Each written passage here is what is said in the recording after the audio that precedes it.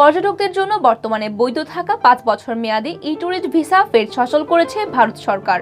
Corona ভাইরাসের কারণে ২ বছর বন্ধ থাকার পর সব দেশের নাগরিকদের আবারও নিয়মিত ভিসা দেবে ভারত। এছাড়া ১৫৬টি দেশের নাগরিকদের জন্য ৫ বছর এই ভিসাও পুনরায় চালু করেছে দেশটি। এছাড়া এই দেশগুলোর নাগরিকদের জন্য নিয়মিত কাগজের ভিসাও কার্যকর করা হয়েছে। ১৬ মার্চ এই ঘোষণা দিয়েছে ভারত সরকার। করোনা ভাইরাস ছড়িয়ে পড়ায় ২০২০ সালের মার্চ মাসে এসব ভিসা বাতিল করে দেওয়া হয়।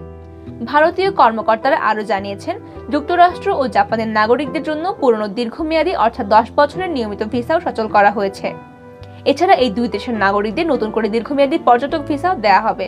ভারতের স্বরাষ্ট্র মন্ত্রণালয় বলেছে, দেশের কোভিড-১৯ পরিস্থিতির উন্নয়নের প্রতি দৃষ্টি রেখে সরকার এই পদক্ষেপটি নিয়েছে এবং ভিসা ও ভ্রমণ নিষেধাজ্ঞা আরও শিথিলের প্রয়োজনীয়তা বিবেচনা করছে। ১৫৬টি দেশের নাগরিকরা নতুন করে ট্যুরিস্ট ভিসার আবেদন করতে পারবে বলে জানিয়েছে ভারতীয় কর্মকর্তারা জানিয়েছেন, ট্যুরিস্ট এবং ট্যুরিস্ট ভিসা পাওয়া বিদেশি নাগরিকেরা কেবলমাত্র নির্ধারিত সমুদ্র বন্দর এবং বিমানবন্দর ব্যবহার করে দেশটিতে প্রবেশ করতে পারবে। স্থল সীমান্ত বা নদীপথ ব্যবহার করে তাদের ভারতে প্রবেশের সুযোগ দেওয়া হবে না।